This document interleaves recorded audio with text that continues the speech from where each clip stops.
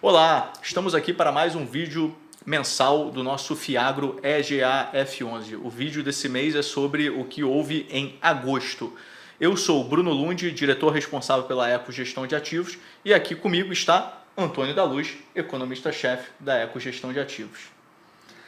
Olá pessoal, olá Bruno, que bom estar com vocês agora no vídeo que se refere ao mês de agosto. Eu queria começar com um assunto muito bom.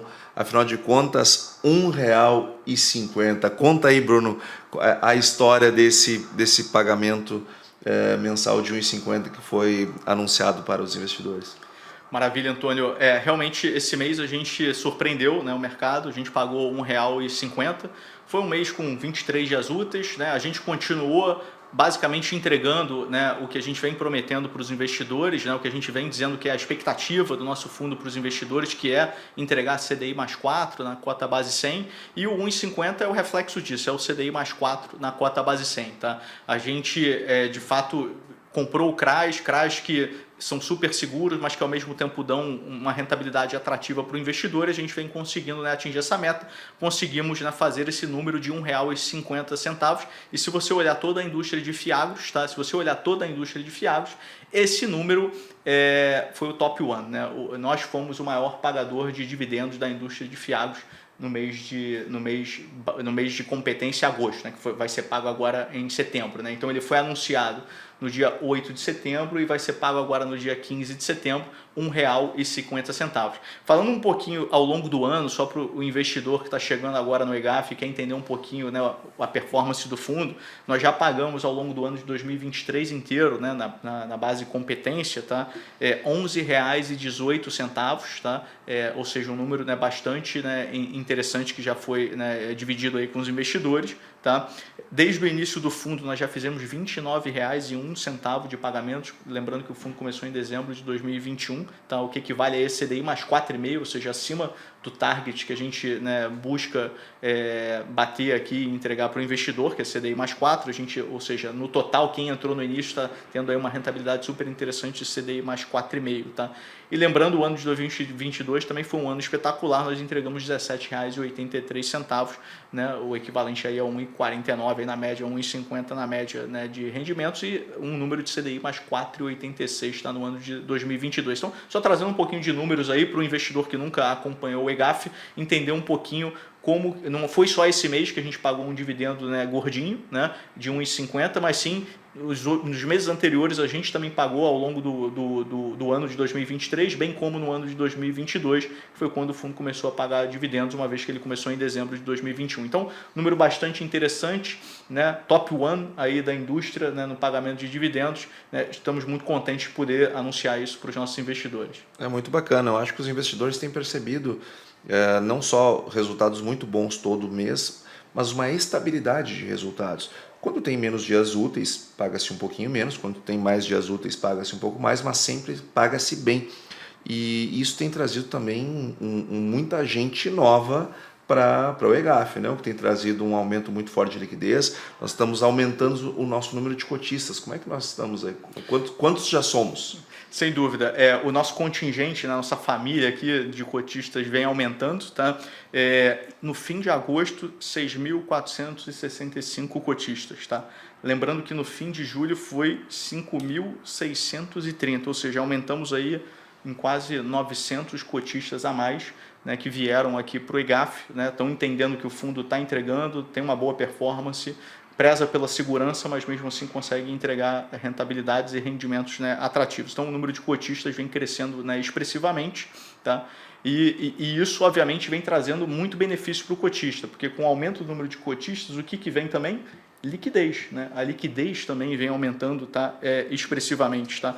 A nossa liquidez, tá, aqui do mês passado estava em 692 mil, que já era um número bastante interessante. Isso é média diária dos últimos 30 dias, não é só num dia específico que eu estou olhando isso não. Média diária dos últimos 30 dias, tá? Foi de 692, que eu falei no mês passado, agora para 838 mil. Estamos chegando quase à marca ali de 1 milhão de negócios, né, dia, na média, o que dá muita tranquilidade para quem está entrando agora no EGAF pela primeira vez. Se precisar dos recursos para alguma emergência ou para algum projeto, consegue sair, porque o mercado secundário te dá essa possibilidade de saída. Então, Bruno, seguindo nesse ritmo, pelo jeito, no próximo vídeo aqui que nós vamos estar com os investidores, já vamos ter passado de 1 milhão a liquidez diária, né? Média. E como é que está sendo a performance do fundo? Perfeito. Performance do fundo, né? Eu sempre falo aqui para os nossos investidores que eu gosto de quebrar em duas, né? Uma é a performance do mercado secundário, que basicamente você tem as forças, né, de oferta e demanda, tá, que está batendo no preço da cota ali, conforme o preço da cota vai sendo negociado no mercado secundário, e mais os rendimentos que vão sendo pagos, né? Então você sempre vai ter a rentabilidade, que é a variação da cota, né, no secundário, e mais os rendimentos que estão sendo pagos. Isso é o que a gente chama de rentabilidade, né, do mercado secundário. E a outra rentabilidade que eu gosto de olhar é a rentabilidade contábil do fundo, que mostra exatamente, né, como é que está a performance dos componentes dentro do fundo e como isso está refletindo, né, na cota contábil do fundo. Em última instância, mostra se o fundo está saudável, né, ou não, independente das forças de oferta e demanda do mercado lá no secundário, que pode levar a cota para cima ou para baixo dessa cota contábil. Tá? Então, no mercado secundário, tá, um número bastante interessante de dividir aqui com os investidores nós tivemos desde o início do fundo, né, uma rentabilidade de 30% e 27%, isso líquido, tá, de IR, tá? E aqui eu estou pegando a rentabilidade da cota no secundário mais os dividendos, fazendo a conta como se fosse, né, uma ação, que é como se deve fazer a conta mesmo, né, a diferença, né, no preço da cota, mais todos os fluxos de dividendos que foi pago ao longo do caminho, isso deu 30% e 27%. Agora, isso é líquido de IR. Se eu grossapar, o número é outro. O número já vai para 36,70 desde o início do fundo, né? Um número bastante interessante, principalmente quando comparado com o CDI, que foi de meros 22,65. Então, estamos falando de 36,70 contra 22,65, que é o benchmark aí que a maior parte dos investidores usam, né, quando você grossapa a cota. O que dá aí em torno de uns CDI mais 4,63 aí aproximadamente, né, um número bastante interessante para quem está com a gente aqui desde o início. Bom, em 2023, 10,22%, né, olhando, né, o ano cheio, né, fechando em agosto, contra um CDI de 8,86, tá?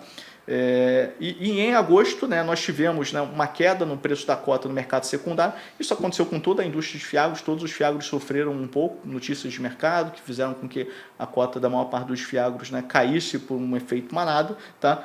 O nosso fundo rendeu apenas 0,15% ali no mercado secundário. Então, rendimentos mais variação de cota rendeu 0,15% contra um CDI de 1,14%, mas a tendência é que isso volte, né, ao longo do tempo, uma vez que essa maré, que esse efeito manada, né, de baixa ali nos fiagros, né, volte. Tá? Isso aconteceu com a bolsa inteira, né, não foi especificamente com o fiagro. Né? Então, com os FIIs também, com os fiagros também, com as ações também, então teve, né, um impacto negativo na bolsa, que acabou levando as cotas, né, para baixo e aí gerando essa rentabilidade no secundário um pouco mais baixa. Por isso que eu digo que é importante, né, você também olhar, além do secundário, olhar também a rentabilidade contábil, porque esse 0,15 é a força de mercado ali, compra e venda das cotas de mercado secundário, que pode ter um efeito manada aqui, outro acolá, e levar e gerar essa rentabilidade, né, um pouco inferior. Mas se você pegar a saúde do fundo e ver a rentabilidade do fundo, tá, esse número é o resultado contábil que você tem que olhar. Em agosto foi de 1,43%, ou seja, bem acima do 0,15%, né, da variação de mercado apenas das cotas. Né? Então, 1,43, que é um número bem mais interessante, que equivale a seus CDI mais 3,3%.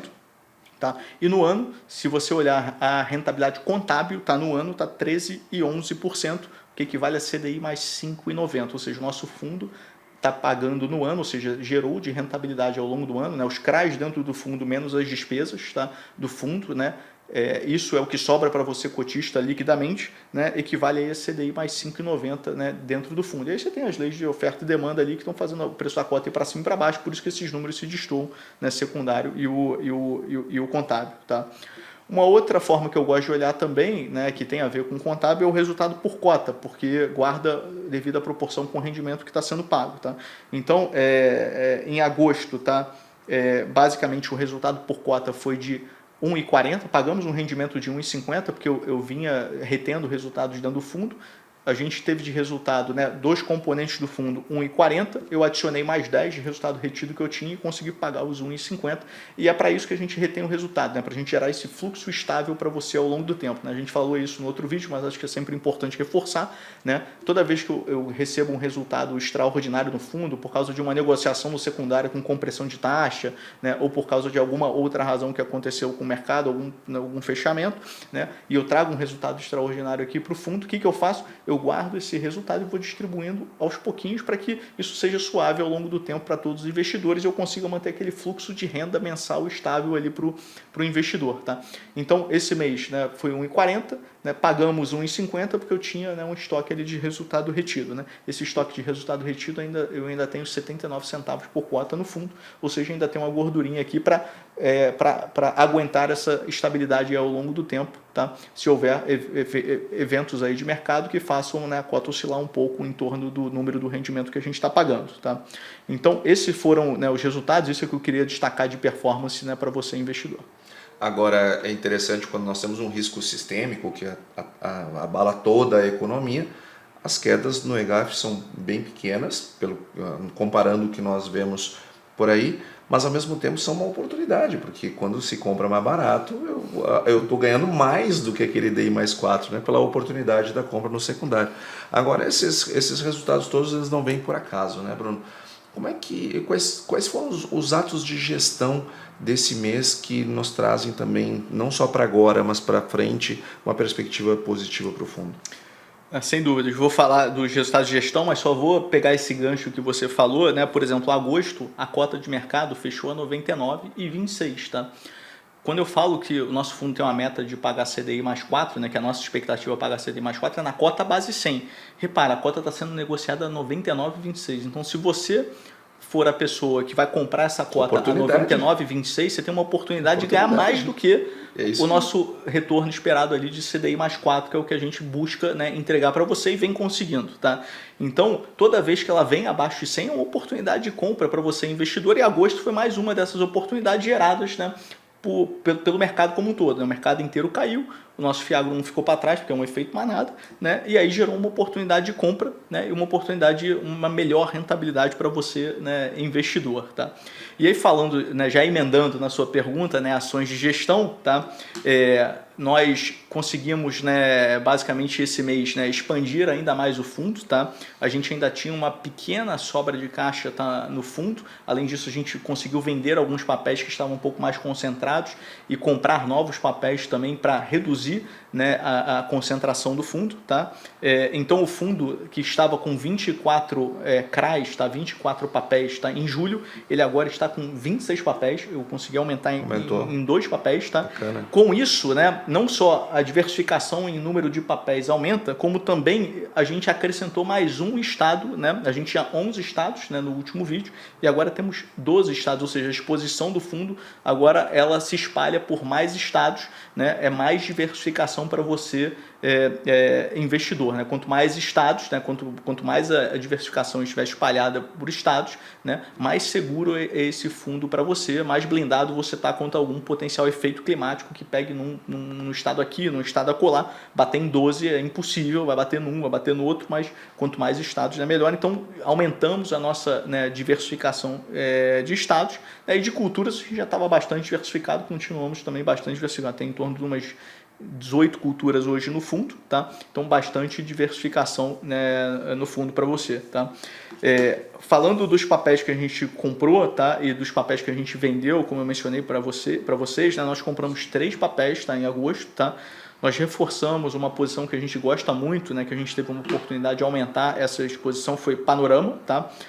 Compramos pouco, né, que foi a oportunidade que tinha no mercado, né? Como o papel é muito bom, não tem tanta gente assim querendo vender, né? Então, as oportunidades quando acontecem a gente busca aproveitar. Então, compramos R$880 mil aproximadamente desse papel de Panorama, né, elevando a exposição de Panorama no fundo de 6,05% para 6,6% do PL. Ainda uma exposição, eu diria, bem módica, né? E compramos 2 novos papéis, tá? Um deles é uma revenda, um distribuidor, né, Avante Agro, tá? 4,2 milhões, uma exposição de 2,21% do PL, ou seja, uma exposição bastante reduzida para um novo papel, e compramos também um outro distribuidor chamado AP Agrícola, tá? Um valor pequeno, 2,5 milhões, 2 milhões e meio de reais, tá? Levando também, em termos de percentual do PL, né, a 1,37% do PL a exposição nesse papel. Então, são dois novos papéis bem desconcentrados, né, para o fundo, aumentando, né, não só o número de papéis, aumentando a diversificação por estados, aumentando a diversificação por culturas e aumentando para você, investidor, a segurança por a gente ter ampliado toda essa diversificação. E do lado de vendas, tá, eu tive a oportunidade de vender algumas posições que o fundo estava um pouco mais concentrado. Tá? Então nós vendemos uma posição nossa, ainda mantemos uma posição nesse papel, todos os papéis estão lá, a gente gosta muito, nenhum deles a gente acha, né, que deveria sair, mas temos um papel aqui que foi Agrofito Produtores, tá? Vendemos 522 mil reais, uma oportunidade de venda, reduzimos nossa exposição que estava em 7,42% para 7,3%.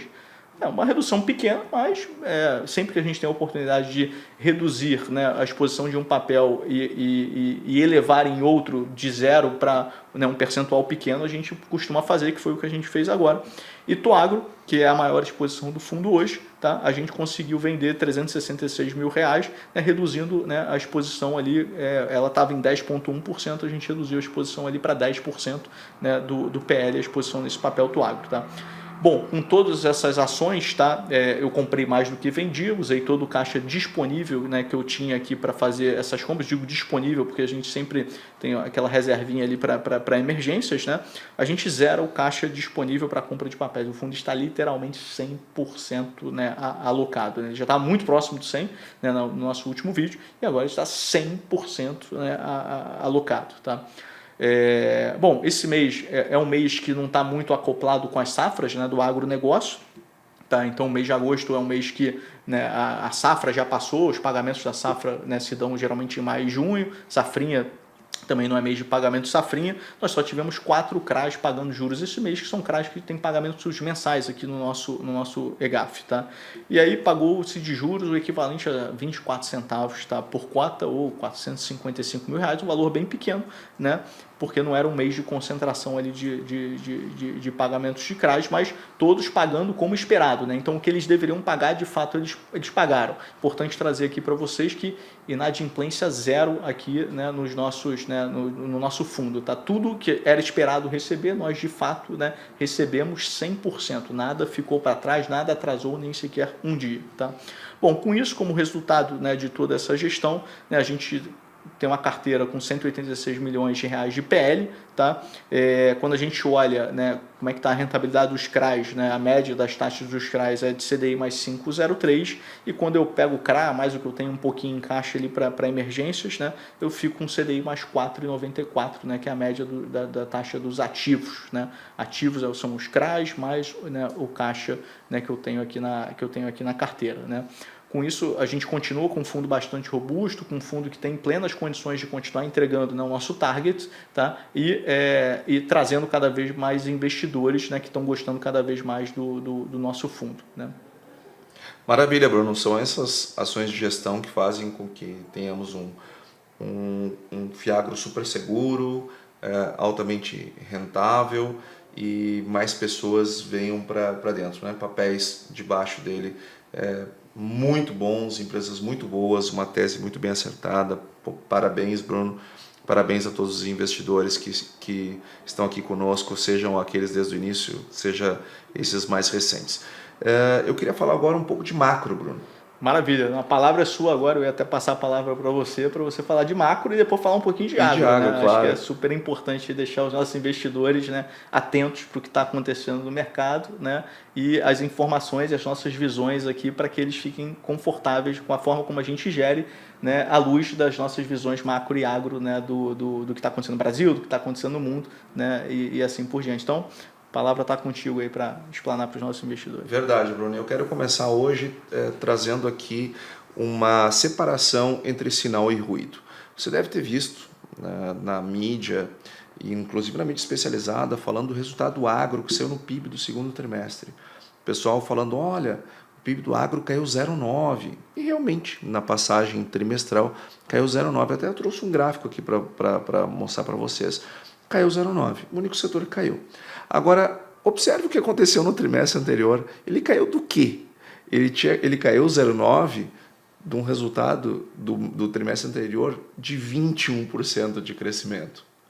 E agora veja esse outro gráfico, onde nós mostramos o resultado no acumulado, na comparação desse trimestre com o exato mesmo trimestre do ano anterior.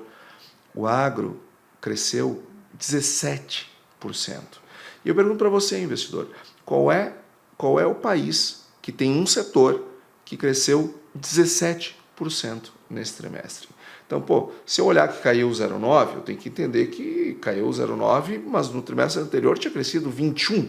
É natural, só em rodar o modelo já dá essas diferenças. Mas cresceu 17% em relação ao mesmo período do ano anterior. Então, muita tranquilidade, tem um olhar com sobriedade a respeito desses dados. Nosso papel aqui também é fazer essa diferença entre o sinal e o ruído. Agora, nós estamos em vias de ter uma nova redução da taxa de juros, como você tem acompanhado, no momento que nós gravamos esse vídeo, a Europa acaba de subir a sua taxa de juros, os Estados Unidos nós acreditamos que vai continuar com juros elevados e em elevação. Não sabemos se vai manter um ritmo constante, mas a inflação lá continua bastante resiliente. Eles precisam dar novas batidas. Isso nós temos trazido aqui ao longo dos vídeos. E, lamentavelmente, isso tem se confirmado. E, ao mesmo tempo, o Brasil reduzindo a sua taxa de juros. O Banco Central fez um belíssimo trabalho ao longo desses últimos anos. Na próxima reunião nós acreditamos numa nova queda de 0,5%. Poderia ser maior, até poderia, mas será que faz sentido reduzir o juro aqui com mais intensidade se lá fora está subindo? E esse capital, para onde é que ele vai? Então nós temos que ter uma certa parcimônia. E outro ponto macro que eu queria trazer para você é que a inflação ela começa a empinar de novo, abaixo, saiu o dado de agosto, ainda que abaixo do que o mercado estava prevendo. Quando nós olhamos no acumulado, nós começamos a subir. Você que está aqui todo mês vai lembrar que nós trazíamos uma diferença entre os preços dos combustíveis agora comparados com o mesmo período do ano passado, onde eles estavam desonerados. Naturalmente nós teríamos essa alta.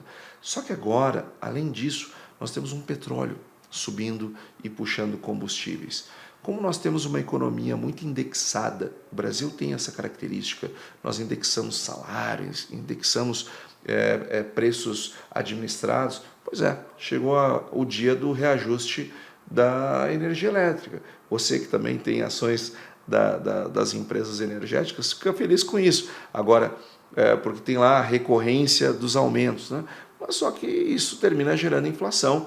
Nós tivemos a inflação de agosto puxada, principalmente pela energia elétrica, e a inflação nesse momento já está em 4,61 no acumulado. Estava 3,99, agora vem para 4,61, o que diminui a possibilidade de uma redução mais forte no ritmo de redução de juros no Brasil. E o IGPDI, que é uma inflação no atacado, depois de 5 meses consecutivos de deflação, volta a ter inflação no atacado, justamente por conta desse aumento no preço do petróleo, consequentemente traz mais aumentos dos combustíveis. Então, e isso termina mexendo também com a nossa taxa de câmbio, que está mais próximo de 5. Mas eu queria trazer uma outra preocupação com vocês aqui, que é a questão fiscal. É ela que tem mexido muito com o mercado. É ela que tem trazido esse risco sistêmico para a economia brasileira, que faz volatilizar tudo. Até mesmo o nosso FIAGRO volatiliza eventualmente quando nós temos um risco sistêmico. E nós estamos preocupados, sim, com as questões fiscais. Afinal de contas, estamos tendo déficits orçamentários todo mês. E no acumulado do ano, nós estamos numa situação bem complicada. Tirando o período da pandemia, que era a pandemia, desde 1997 nós não tínhamos déficits tão importantes do ponto de vista orçamentário. E o investidor está vendo isso.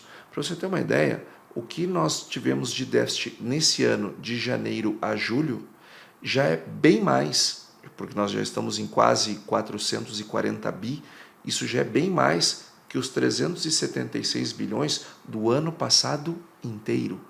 Então veja como isso preocupa. Estamos aumentando a dívida bruta na relação com o PIB, já estamos em 74%.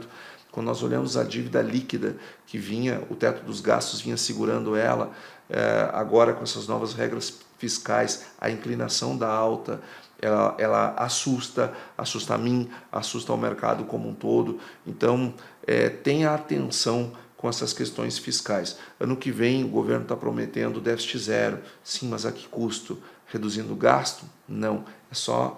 Nós só temos observado medidas de aumento da arrecadação, aumento da carga tributária. E isso traz para o mercado uma preocupação adicional.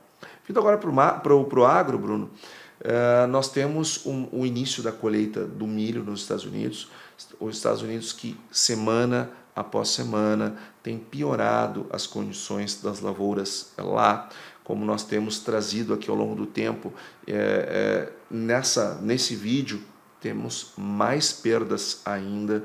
Estados Unidos, com uma safra de milho, começa a ser colhida com percentuais de produtividade abaixo do que era esperado, e logo vai vir a soja, aonde o problema possivelmente será maior ainda. Estamos com os preços do milho ainda pressionados no Brasil. Não é para menos, estamos colhendo a nossa safrinha. Kit safrinha só tem o nome, né? Porque ela é uma safrona. Vamos colher este ano, ao todo, 130 milhões de toneladas. Uma safra linda, uma safra maravilhosa que está entrando no mercado. E quando isso acontece, os preços naturalmente caem.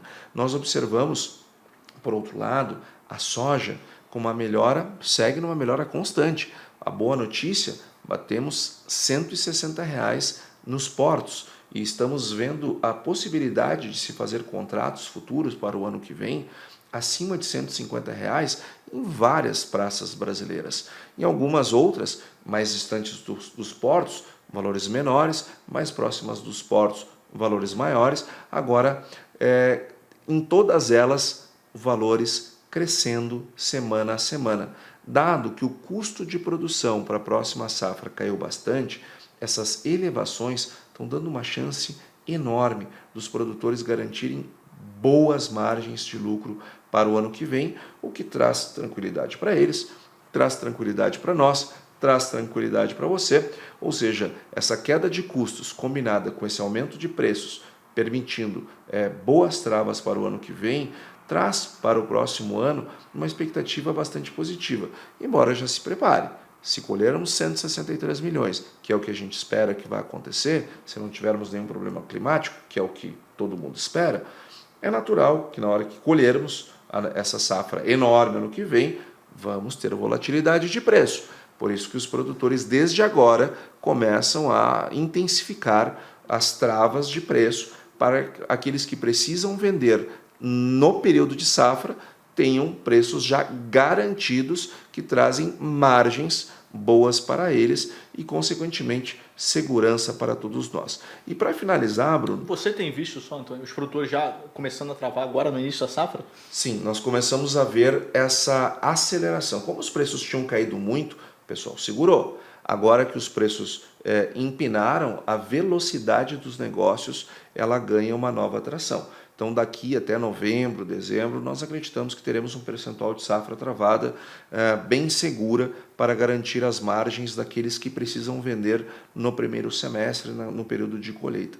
E outra notícia muito boa é a pecuária de corte, o preço do boi, que vinha bastante pressionado. Nós vínhamos de um ciclo pecuário. A pecuária é feita de ciclos, onde começa a subir o preço do bezerro, começa a subir o preço da vaca, porque daí se quer produzir mais bezerro, se retém as vacas, aí o preço do boi sobe, aí quando o preço do boi sobe começa a bater tudo, começa a bater o boi e também as vacas, aí o preço começa a cair, assim funciona o ciclo. E nós estamos numa virada de ciclo. Tivemos uma queda bem significativa no preço do boi, mas agora voltamos a ver uma virada de ciclo preço do boi começa a subir, dando um alívio aí para os produtores, para os pecuaristas, para os produtores de boi, embora nós não tenhamos nenhum produto desse no nosso fiagro, mas outras casas, outros fiagros têm. Então aqui uma boa notícia para aqueles que estão investidos de alguma forma em pecuária.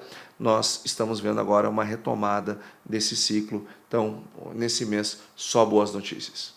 Maravilha, Antônio. Obrigado pelas suas considerações de macro, né, e agro, né? E você falou muito do lado fiscal, né? Eu acho que vale a pena mencionar que veio uma MP do governo, né, no finalzinho de agosto, né, uma MP ali em que tributou fundos exclusivos, tributou fundos fechados, né, e modificou um pouco, né, a tributação também sobre fiagros, tá? E acho que é importante a gente mencionar aqui nesse vídeo que no que aconteceu ali, no que foi divulgado ali de legislação não, de medida provisória, nada muda para o nosso fiagro, tá? Porque o que aconteceu foi que subiu o mínimo de investidores, né, para que o fiagro seja elegível à isenção de 50 para 500. E como a gente mencionou, o nosso fiagro aqui está com mais de 6.400 investidores. Então, no nosso fiagro, né, nada muda, né, tudo que aconteceu ali de medida provisória voltada para a tributação de fundos, nada muda para o nosso fiagro, você investidor pode ficar despreocupado. Tá? Bom, com isso eu dou por encerrado o nosso vídeo e até o nosso próximo encontro. Muito obrigado.